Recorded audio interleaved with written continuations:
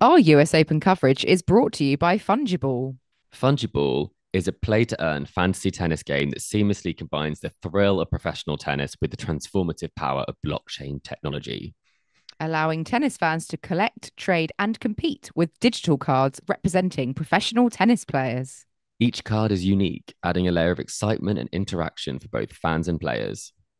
Fungible users have the opportunity to craft unique game avatars to enhance their avatar's proficiency. Users can engage in weekly online tournaments, mirroring the professional tennis schedule. They can also utilize the Fungiball marketplace to collect and trade digital cards, featuring their preferred men's and women's players.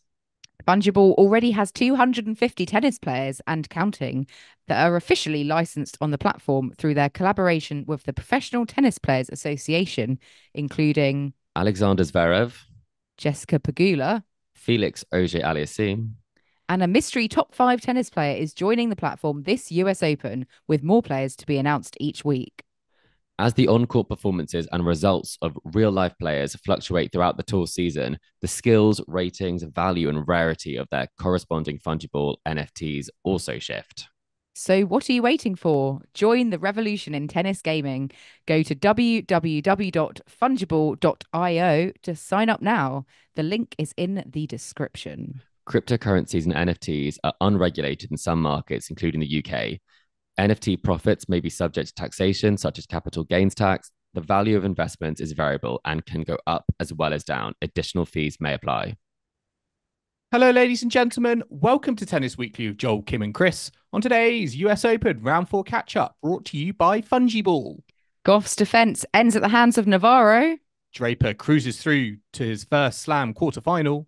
And Qinwen Zheng marches on in a record-breaking finish. Kim, today is the 2nd of September, and we are here to catch up on round 4 of the US Open at Tennis Weekly HQ.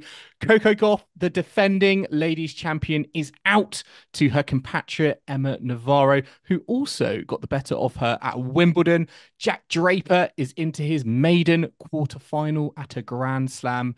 Qinwen Zheng as well also came through in a late record-breaking finish at 2:15 a.m. local time. Grigor Dimitrov as well reminded us of his timeless talent with a 5-set win over Andrei Rublev. And France's Tiafoe, Taylor Fritz have given the American crowds something to shout about as they continue on into the men's draw. Kim, it's been another enthralling couple of days of tennis in New York City. And I've got to be honest, Coco Gauff, if I'm Coco Gauff, I must be pretty sick of the sight of Emma Navarro right now.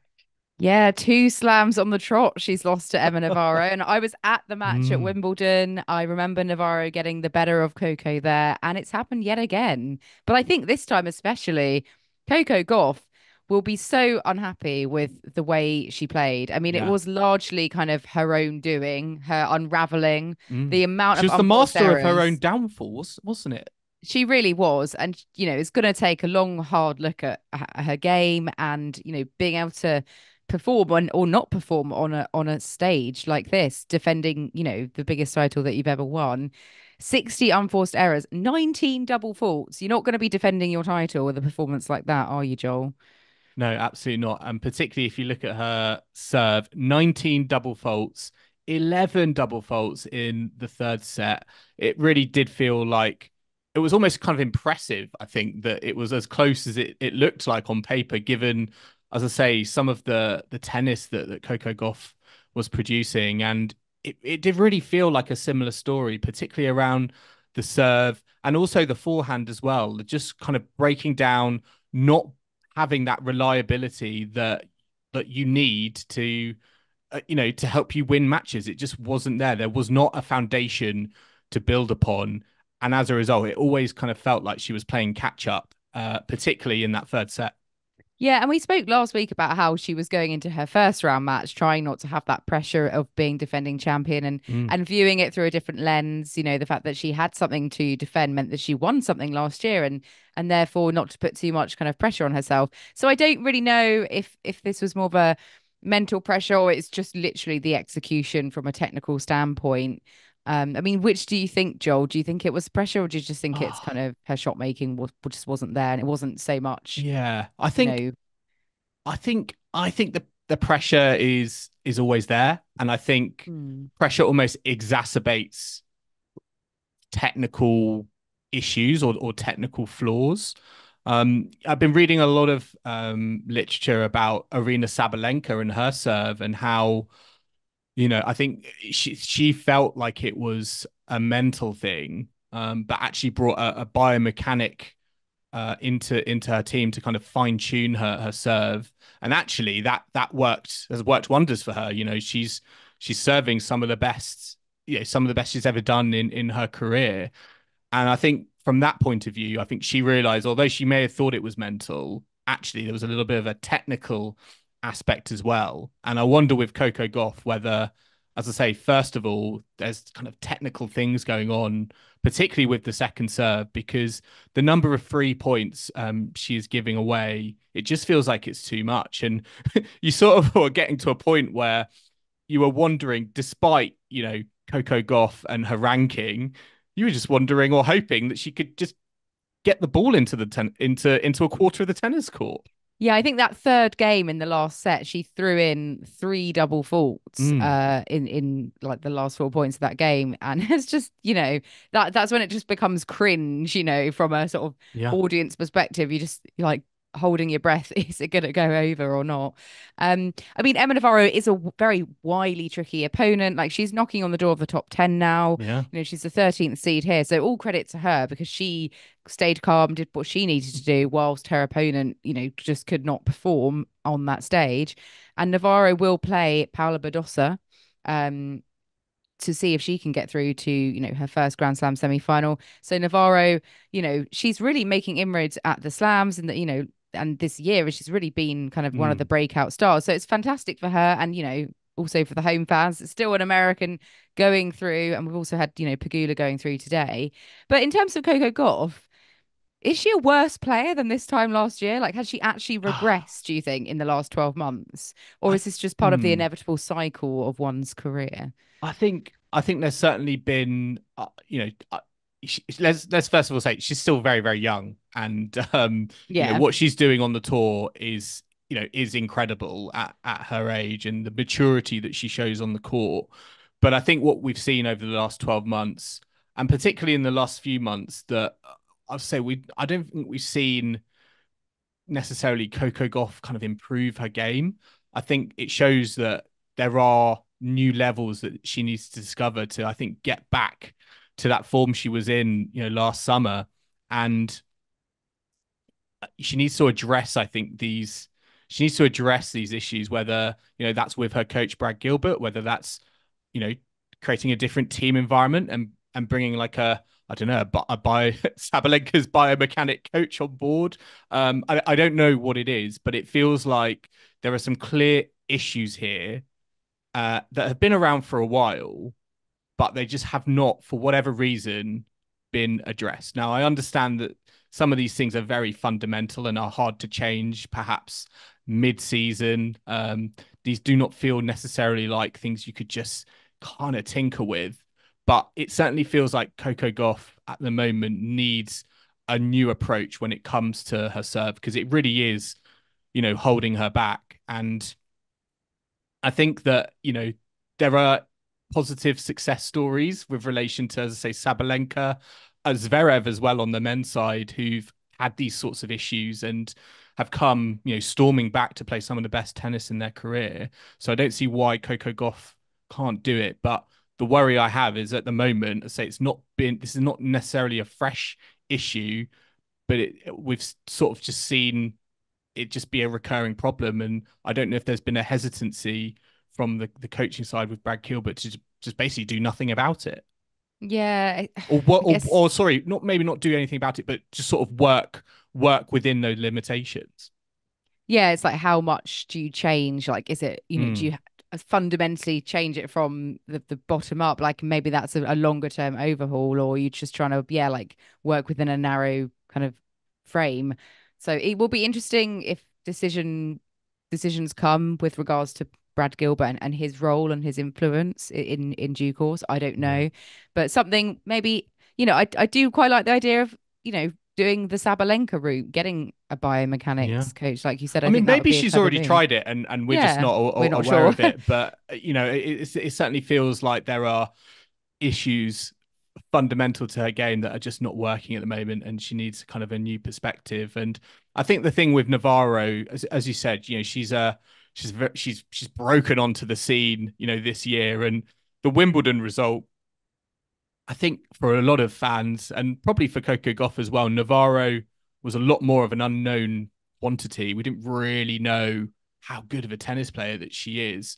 Whereas coming into the US Open, she would have been a lot more of a known quantity because Coco Gauff, as I say, like she suffered, she was defeated by her at Wimbledon. So again, not to sort of take those learnings on and be the master of your own downfall, I think will be, as I say, incredibly disappointing from her. But she's such a strong character, very level-headed, very mature. She'll want to kind of get back to kind of where she was. So I have no doubt that she will kind of rise from this low moment.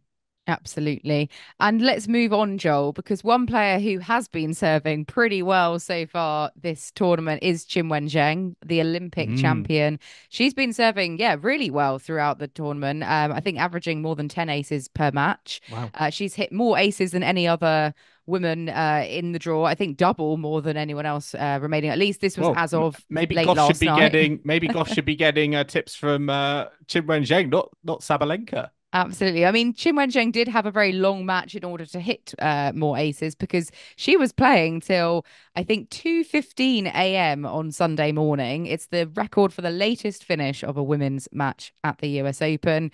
Any guesses, Joel, for actually who previously held that record? I'm actually going to be proud and say, no, I do not know Kim because I would have been fast asleep. Well, I think I think Chris might be able to get this because it does feature one of his favorites, Bianca Andreescu against Maria Sakkari back Wow. in 2021. It finished at 2:13 in the morning. So Ooh. this match between Zheng and Vekic the other night has just pipped that one, and it was a repeat of the Paris Olympic gold medal match, much closer than that match actually, where Zheng, won quite comfortably in Paris. This was a three-setter ending late. And yeah, Zheng serving well, getting the job done, but Vekic not going out without a fight. And we know No. what competitor she is, but just didn't have the final answer in this match on the hard course. And Qinwen Zheng into another quarterfinal at a slam and her second quarterfinal on these courts, Joel. Yeah, she's playing some very, very good ball, as you say, particularly on the serve, and particularly in terms of what I've been impressed by is, but how she's been handling these players who like to play flat, big power players from the baseline. And that was why I think it was such a, the scoreline might have been a little bit different in relation to the Olympic final, because that was on clay, and Vekic on a hard court, I think is a little bit of a tougher prospect given how flat she hits the ball, kind of skids through, stays low. And I think it took a little bit of time, for Zheng to get used to that. And both players, I think, particularly in those first two sets, the quality was very high. Some of the highest quality, I would say, actually, in the draw that we've seen so far in the tournament. But it just felt that Vekic ran out of steam a little bit, and Jekic. Jekic? I've just kind of combined their names. I quite like that. I quite yeah. But I just felt like with Zheng, she was able to sustain a higher level just that little bit longer, going deep, and particularly when it gets so late in the evening and it comes down to, I think, concentration levels. Who is going to be able to do this in a really challenging environment? Elite players being asked to play at that time, not an easy situation. So it almost, I think, came down to who was going to be able to handle that best. And Zheng was able to find that form when naturally you might be expecting to shut off a little bit more. It's a shame that because it was so late, people didn't really get to see the fantastic tennis that was played, especially in those two sets. Olympic final, like a few weeks ago, one of the sort of obviously like complete highlight of and culmination of the ladies event at the Olympics, and then to go from that to being, as I say, out late scheduling wise, on Arthur Ashe, being played in front of not that many people, despite playing such high quality tennis, I think is, yeah, it's just a bit dispiriting. I mean, Andy Murray in his, new found retirement did comment on social media. He did His say, troll era, I feel. yeah, he did say the tennis scheduling situation is a total mess. It looks so amateurish having matches going on Mm. at 2, 3, 4 a.m. Sort it out, thumbs down. I have to say, when I woke up for work this morning, I did check, as you do, the live scores, and it was still going. And I thought, what on earth has happened here? Kim, what time do you get up in the morning? 6:45 Oh, a.m. okay. I can tell you Yeah. right now that is not the time I am waking up. But Well, I wasn't working from home today, so I've got to get up and I get out. I do enjoy this Andy Murray tweet because he tweeted and atted, no fear, no compromise. He atted all of the Grand Yeah, Slams. If I was the social media manager of the Wimbledon account, I would be like, hang on, 11 p.m. there's a curfew. curfew here. We can't finish at 2, 3, 4 a.m. That is true, and Andy Murray should know that. He's a Wimbledon champion; it's his home slam. But Mm. oh dear. Well, I yes. mean, So Qinwen Zheng does survive, and she got through that late night. But I don't know. It was on after the Tiafoe Popyrin match, and mm.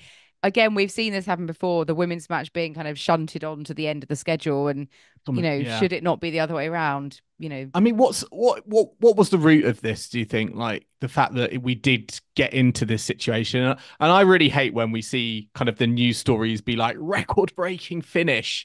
And It it's not doesn't one need of to be those. like that, does Yeah, it? it's one of these records that you're sort of like, hang on, I don't think we should be breaking this record because Shouldn't be celebrating it. the more we break this record, the sillier and sillier tennis looks, I think. Yeah, and amateurish, as Murray said. But I mean, they did start the day session on Ash an hour later than usual. I assume that's because it was a weekend, so it's like a Sunday thing. But I mean, that's kind of daft. Just Mm. start at your normal time because if Yeah. the matches go long, it's just going to overrun. It's going to delay the night session. So I don't They know. were already There's playing catch up, timings weren't for a they? reason. Yeah. Yeah, exactly. It's just non-stop catch up. I mean, let's look at what happened in that day session though, because we had Grigor Dimitrov coming through against Andrei Rublev in 5 sets. So obviously that that was one of the reasons I think for the delay. Interestingly here though, Grigor Dimitrov through to a quarter final. Um, Serena Williams, who he's quite good friends with, Mm. Was he in the said that crowd yeah, she was there. He said that she gave him a pep talk drinking a honeydew. yesterday. So she's enjoying her. Well, Her I'm not going to retirement, say retirement. Evolving away, evolving the evolution. Yeah. continual evolution. Yeah. What do you think was in her pep talk that he alluded to? What would she have Mm. said to him, Joel? Well, it was yeah, because he said afterwards that he doesn't feel pressure in front of if Serena Williams is in the house, and I almost think he sort of secretly likes it because or Serena is his good luck charm because he is playing some very good ball at the moment.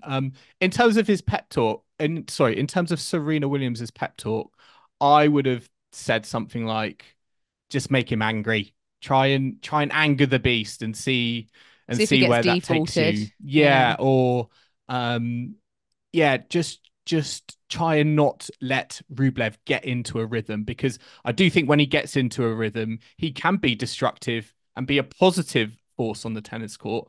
But if you unsettle him, and maybe not play to his game, then yeah, I certainly feel like his mind can go wandering. Yeah. I mean, I'm glad Dimitrov won this one just because I think, he went 2 sets up. Rublev came out, tried it for 2 sets all, and I think, yeah, it would have been quite gutting if Grigor Mm. had lost that one from two Well, he sets said up. he said afterwards that he was suffering from cramp in his knee, Cramp. which came through in that third set. So that's why he had, in his words, a sort of a mid match wobble. I just think it shows that when you've got two players who are very evenly matched. They're good friends as well. They know they've been on the tour a while. They know their games inside out. It's very hard to win in straight sets. I think when you're so equal, there's just naturally going to be some sort of give and take, and ultimately it comes down to that fifth set decider. Yeah, definitely. And one match that didn't quite go to 5 sets.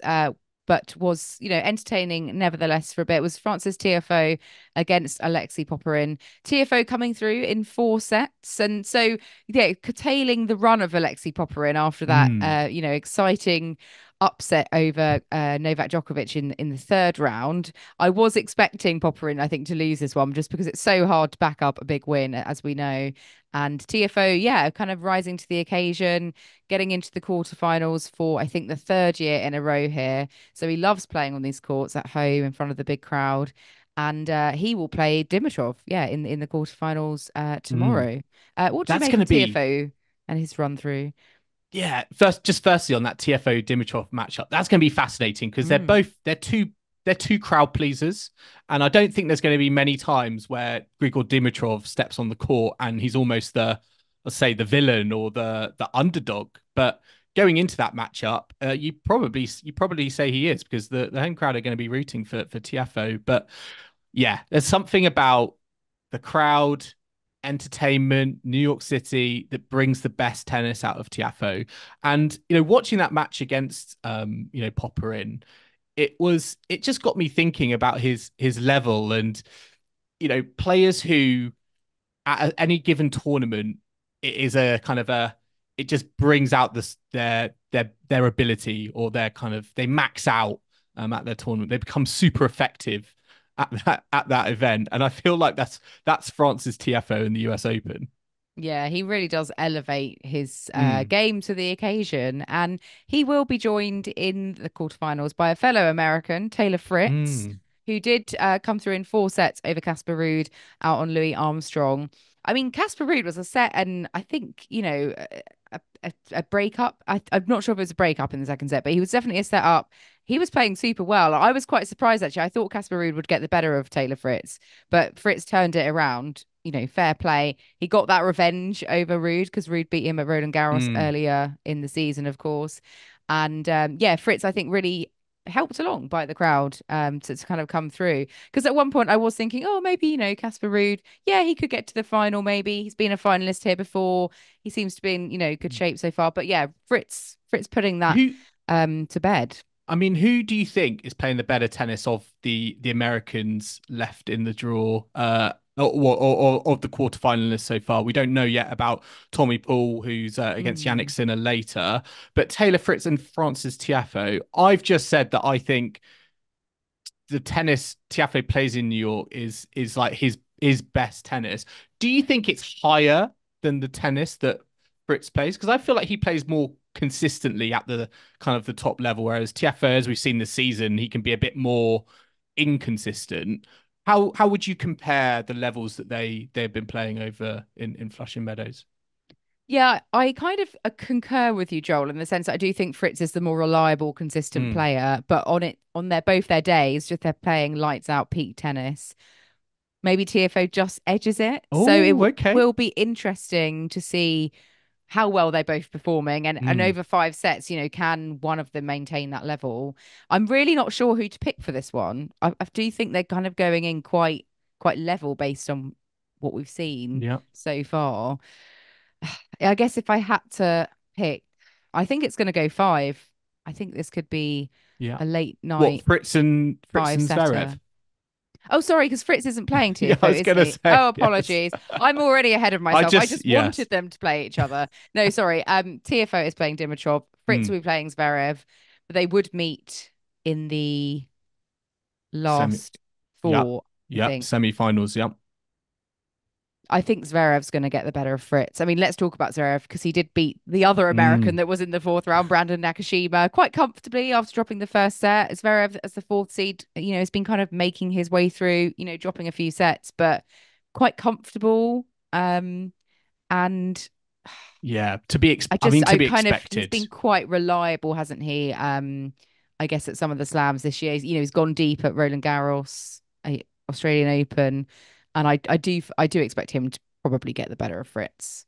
Which is a shame, because I clearly wanted to see Fritz Tiafoe, as I've just been going about it. I mean, the way that Zverev is serving at the moment, he's just getting he just gets so many kind of free and cheap points that once he's into his rhythm, there's really no stopping him. And against Nakashima's had a fantastic tournament, by the He way. There's has, no, yeah. and similar with Popyrin, absolutely no shame, going out, the way they did in round 4. But yeah, it was pretty comfortable by the end, and Nakashima didn't really have an answer to it. And with Fritz versus Zverev, you're going to have to look at kind of Fritz and his service games and think he needs to be as rock solid as possible, because you feel like, it could be quite tight, could be a case of who's going to take their breakpoint chances the most, because they could be few and far between, particularly on the Zverev serve, the way he's playing at the moment. Yeah, and I just with Zverev and the US Open, I always think back to 2020 and how close he came. And I do you think that'll motivate him?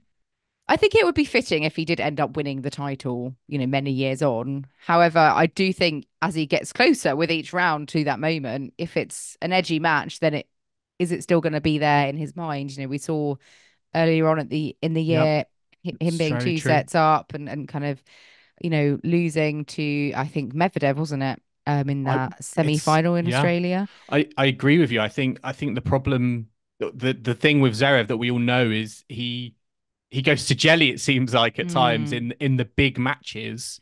And when he's going to come up against Taylor Fritz with the home support behind him, is that going to affect his game? I mean, I know Nakashima's American, but he would have been going into that as the favorite and expecting to be dominant. But the closer we get to, possibly another final, are those memories going to come back and play on his mind, and are they going to affect his play? Because as you said, like, we've seen too many times, I think, in the past, where the closer he has got to possibly winning a trophy, his tennis just sometimes deserts him.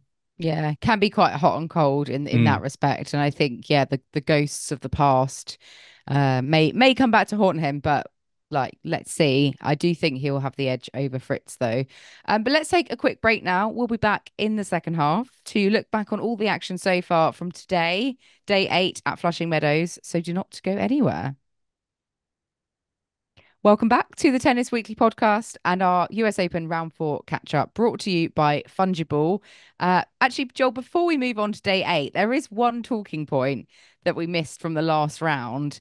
And that was involving a point between Anna Kalinskaya and Beatriz Haddad Maia. Yes. A bit of a VAR. We need to talk about this. We've got to talk about it. We couldn't let this slide, could we? No, there was a double bounce kind of point. And Kalinskaya, believed that the wrong call had been made because, by the umpire. So it went to video review.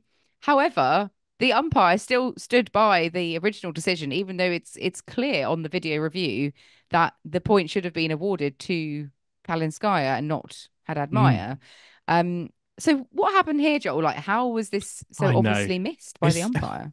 It's just quite funny that we've been, calling for VAR or instant replay, more in tennis to help resolve these sorts of issues. And yet at the same time, when it has been implemented, and that it's, I'm first of all, I'm sort of glad it is here, it is being used.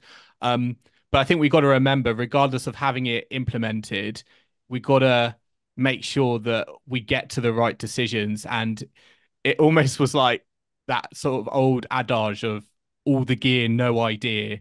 And it was disappointing. I think we, got to the wrong decision, because it just shows, I think, these people, it's not going to be a quick fix, silver bullet straight away. These people are going to need training. They're going to need to know these situations. And the more they happen, I think the more and more they will, get it right most of the time. But I think it just shows that just having the technology in there isn't necessarily going to equal 100% correct decisions all the time. Yeah, it's just like any system or program, in theory. There's always going to be controversy, isn't there? I feel like it's inescapable. Issues. Yeah. Teething issues, controversy. It just shows how much human interpretation is still, a big part of the decisions. And yeah, are you ever going to completely eliminate that? I don't know. But yeah, this was quite a shocking decision. And, Kalinskaya at the time was up a break, and, it was quite early on in the match, to be fair, but, Yeah. Really not great to kind of have that happen. And then obviously you've got to kind of mentally deal with it, that sort of injustice. And Haddad Maia obviously coming through to win that one in the end. And she's actually on court now against Caroline Wozniacki as we're recording. So we'll check in on that one a bit later. But yeah, we'll see if there's any other dodgy calls that happen this tournament. Because that was not a good day. Put us on instant replay. We'll get it right. Oh, I don't know. Now we've been like having a go at it. I'd feel so under pressure. What if I got it wrong? But no one's perfect, including that umpire. The other thing as well is I know, again, this is spoken about with instant replay and VAR with every sport. It took 4 minutes as well to ultimately get to the wrong decision. And again, from a fan experience point of view, you want to get these things just sorted and move on as quick as possible. And again, there was too much umming and ahhing and not enough sort of assertive behavior, I think. So yeah, lots to learn. Too much faffing about. One player who didn't faff about was Jack Draper, though, today, because he has come through very speedily against Thomas Machac. Demolition job. 6-3, 6-1, 6-2. Under 2 hours of play. And this is a player he'd never beaten. Machac had won all 3 previous matches they played. But Jack Draper, I mean, really making the most of that kind of gap in the draw that Carlos Alcaraz has left him to get through to his, maiden quarterfinals at Slam. Really fantastic performance. And he awaits Alex de Minaur or Jordan Thompson, the all Aussie clash, which is happening later on. But you've got to think, Jack Draper, he hasn't dropped a set so far. He's businesslike, playing well. Yeah, it's just been getting the job done. He must go into that quarterfinal feeling quite confident, no? Yeah, definitely. I think what I've been so impressed by is how much of a formality these first 4 rounds have been. And even with players like Yannick Sinner, who had a scratchy start, Carlos Alcaraz and Novak Djokovic have come unstuck. So it just shows that there is always some sort of trepidation in the draw, regardless of how good you are and what round you're in. So to see him just come through with minimal fuss, just get the job done round after round, reach your quarterfinal for the first time at a Grand Slam, that is very impressive, very exciting. And it just is amazing that I feel like we've had this incredibly, like, from a British fan point of view, this incredible transition from, Andy Murray playing his last Grand Slam at Wimbledon, obviously he played the Olympics as well, to like the US Open, where we've had this already. I feel like we've had this sort of new awakening, this new kind of big bang moment in British tennis, with Jack Draper reaching the quarterfinals. Yeah, is this really sort of the complete passing of the torch, do you think, Joel, in terms of British Slam hopes? I know we had Dan Evans this tournament put on that absolutely fantastic match with Khachanov and then backing it up with a win. But, Jack Draper, in terms of our long-term future prospects for British fans, is this a real testament to that, Joel? I think so. I think, he's been playing, he's been on the tour one now. He's been, learning the trade. I feel like his results on the tour have been better in the best of 3 format as opposed to the best of 5. But you just got the sense it was only a matter of time before he was going to be able to put all of the jigsaw pieces together to go on a deep run at a Grand Slam. And yes, I think he's benefited from the fact that Carlos Alcaraz was in his quarter and went out early. But certainly this is an opportunity. Yes, he's made his first ever quarterfinal, but who's to say he can't go on? I mean, de Minaur or Thompson in the next round, that is definitely something you would take. And the fact that he's going to be feeling fresh for someone possibly like a de Minaur, I think is going to be very, very handy and helpful. Yeah, absolutely. Well, another player on the men's side that seemed to be going and having a similar kind of Draper scoreline was Daniel Medvedev, because he's currently on court against Nuno Borges of Portugal. 6-1. Poor Nuno Borges, yeah. a bit of a demolition job. Borges has got 2 games in the third set, I'm pleased to report, but that one looks like it's going to be one-way traffic for Daniil Medvedev. But on the women's side today, we have had some results as well. Jessica Pegula coming through against Diana Schneider 6-4, 6-2. So Pegula into the quarterfinal yet again. It's her second time at the US Open. And she'll be really hoping this time to go even further because she's been in 7 Grand Slam quarterfinals, never made it any further. So that's really her next big maneuver. She'll be awaiting the winner of Iga Swiatek and Samsonova, who play tonight. So, let's see. But in terms of JPEG and what we've seen from her so far, quite a comfortable win today over Schneider, who's, quite up and coming. But yeah, what have you made of JPEG? Obviously, she's been in really good form coming into this tournament. So that's just been kind of continuing. Yeah, I mean, the way you've spoken about it just reminds me of, we had the summer of Gauff.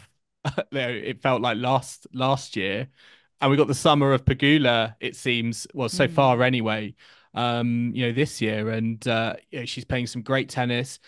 Very tough quarterfinal matchup against possibly Iga Swiatek. We don't know that for certain at the moment. But she's doing all the right things. She looked very good against Schneider, particularly on her first serve. She won 80% when she got her first serve in. She, was very comfortable, and she just did what she needed to do from the back of the court. So she is playing very, very well. And who knows? Maybe it is. I know we spoke about Rublev, and did we think it was his moment to break kind of quarterfinals and break into new ground? With the way Pegula is playing at the moment, who's to say this is not her opportunity? I think to break into new ground. Yeah, she has only lost 1 match on this US Open swing, and that was to Sabalenka in the Cincinnati final.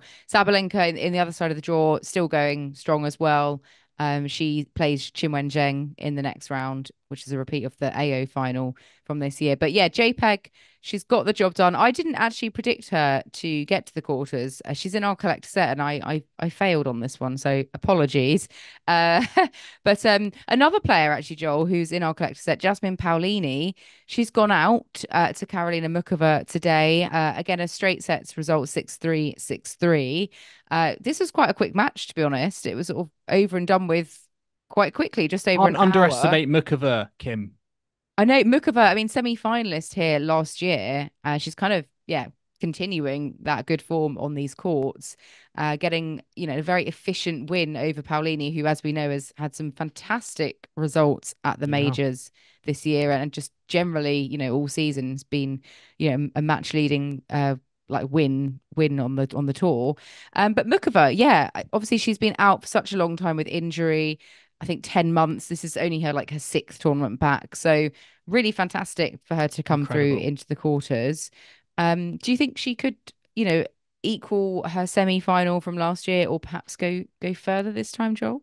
Yeah, I mean, she's playing great tennis. I mean, you speak about her comeback. I think, again, what stands out to me is just how quick she can, come back from, as part of her comeback to produce these sorts of results and these sorts of performances, because, she beat Naomi Osaka earlier on in the tournament, and, her comeback has arguably stalled a little bit. But for Muchova, she's just carried on, I feel like, where she left off at the last US Open. And to think about the things that she has gone through in terms of her injuries, her sacrifices, the amount of time that she's just spent off court, it just adds to this incredible run that she has gone on, and the players that she's defeating as well, because Paolini has been one of the standout performers of the year across all the Grand Slams. So to come in and defeat her 6-6, 6-3, 6-3, very, very impressive. I just love the variety that she plays with. She gives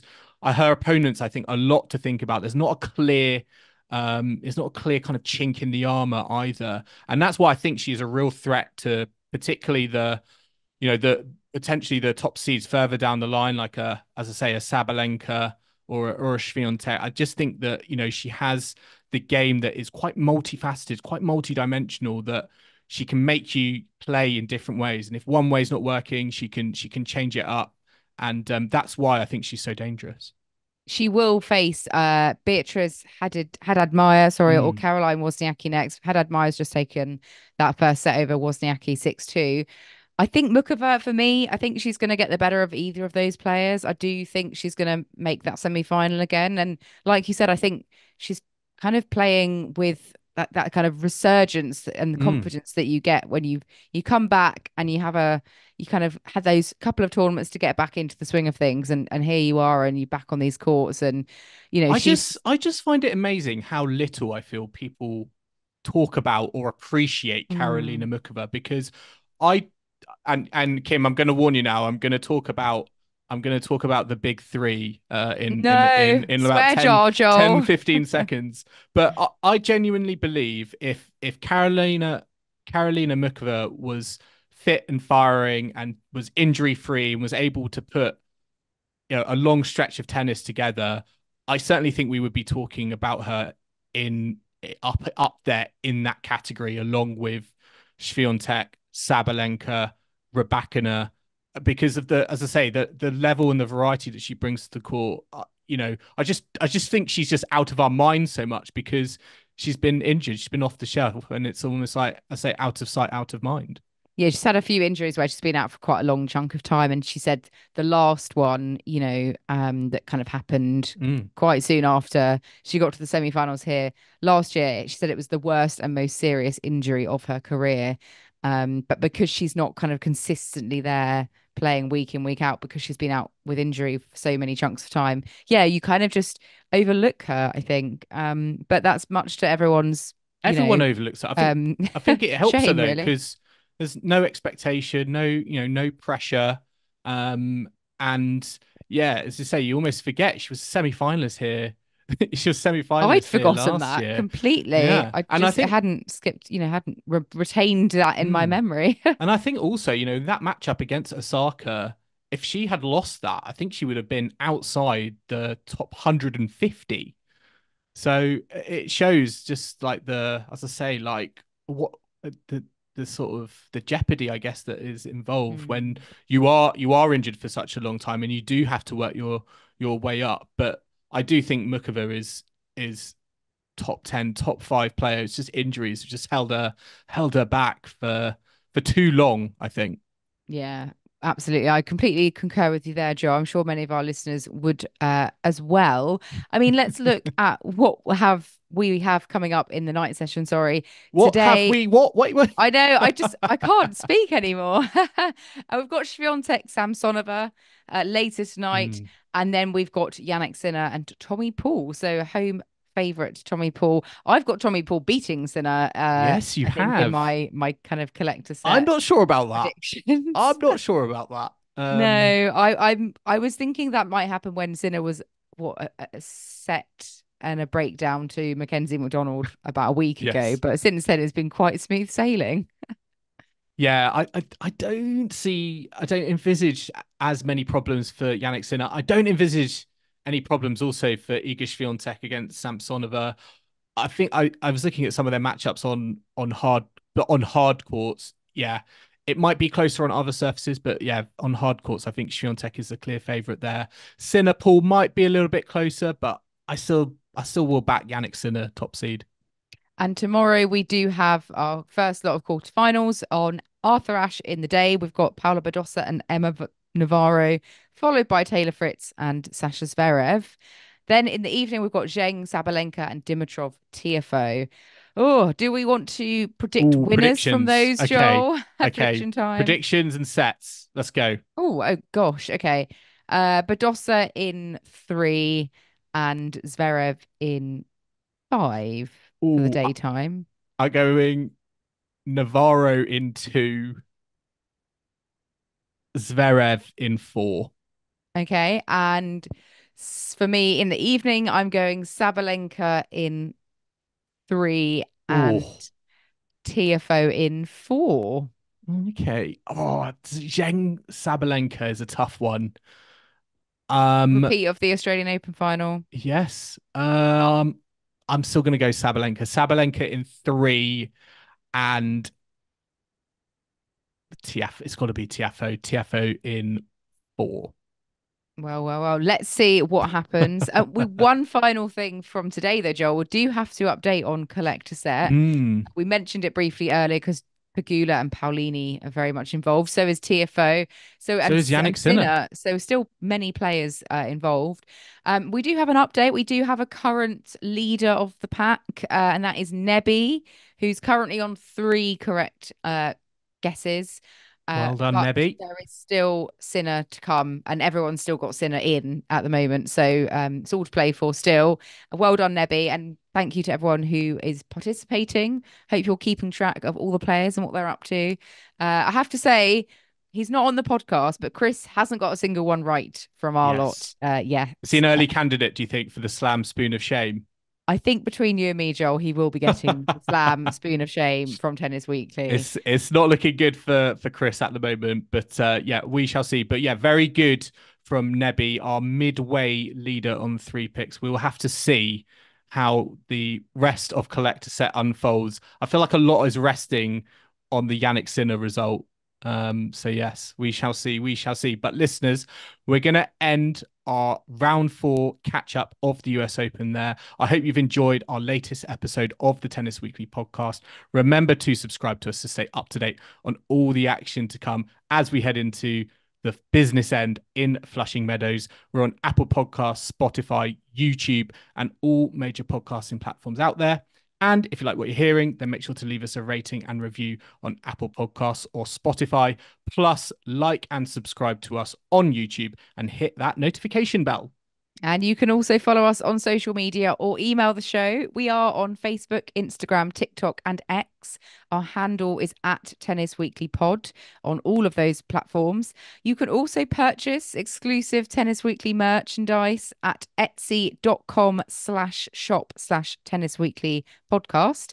And you can also email us tennisweeklypod@gmail.com. And do also check out our website if you have time, tennisweekly.co.uk. And we will be back on Wednesday evening at Tennis Weekly HQ for our round 4. This is round 4, Joel. Yes, I'm getting delirious with our schedule. For our quarterfinals catch up of the US Open, brought to you by Fungiball. So I hope you can join us for that. But in the meantime, it's goodbye from Kim. Goodbye. And it's goodbye from me. We'll see you again soon.